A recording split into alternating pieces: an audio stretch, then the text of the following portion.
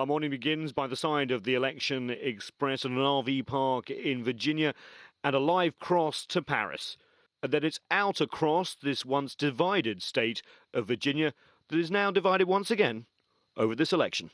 A day after Washington, D.C. and the White House, this is actually the White House of the old Confederacy here in Richmond, Virginia. But Virginia is not about the old times of the South and the divisions between North and South during the Civil War. It's really moved on. And to discuss that with me, I've got Crystal Neal here with me. How's it changing?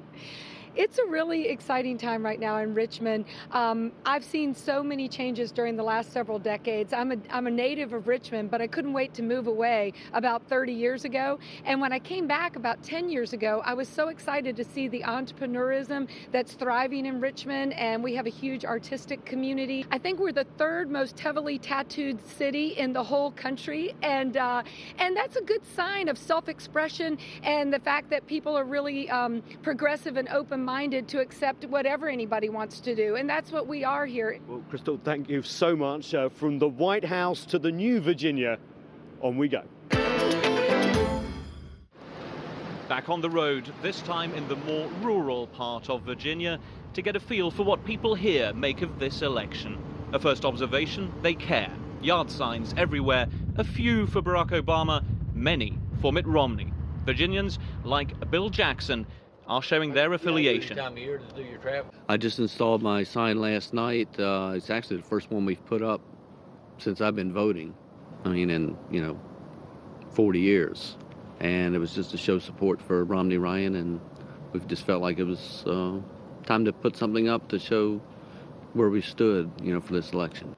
Bill Jackson's neighbor has this sign in his yard. They still get along well, though, we're told. Their hometown is called Ashland.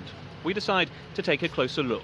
There's a train station, a charming town centre, and a very promising slogan, Ashland, the centre of the universe. And as the centre of the universe is rather small, one man runs both the tourist centre and the train station. So, excuse me for just a second. Sorry about that. This phone call is an automated one from one of the campaigns. Ashland Hanover Visitor Center. Voters here are courted constantly.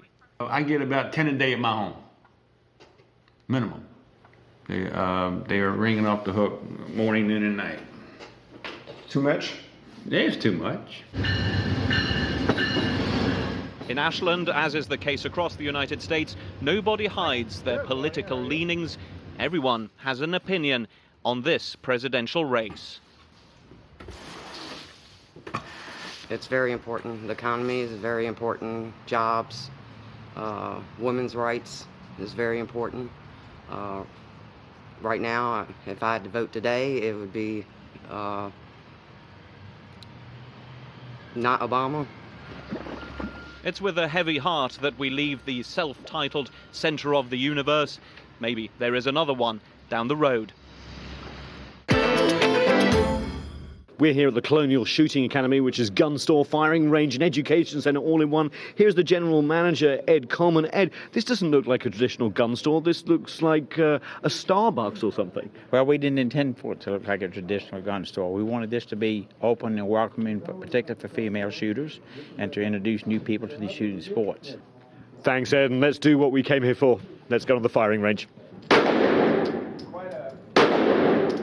There's 51 shooting lanes here in the store. We have to wear these protective earpieces before we go into some of the shooters. Sharon Johnson's just over here, one of these new female shooters. Sharon, what's someone like you doing in a traditionally male sport?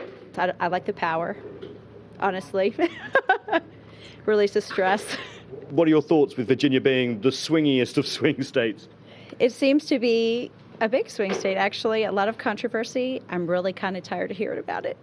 I think everybody's developed their opinion, and they're spending too much time arguing about it publicly. They just need to go out and vote. Who are you going to vote for? Oh, no, I'm not going to say.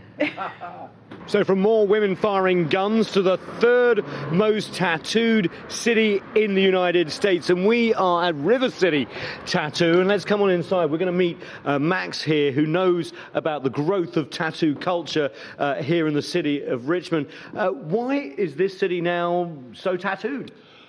Well, I would say to start off, Richmond has a a long history of art and kind of fringe, rock and roll arts. We are in election season. What's the average person who gets a tattoo in Virginia, Richmond going to vote? That's a good question, actually. I would say there is probably a pretty even split down the middle. Like I say, you're going to have your more liberal-minded, I guess this sounds terrible, but educated folks who might lean a little more towards the Democratic or liberal side. Some of the good old boy kind of hillbilly kind of dudes love getting tattooed, and they're all going to vote for Romney. Even in the third most tattooed city in America, it's 50-50 in this tattoo parlor and across the state.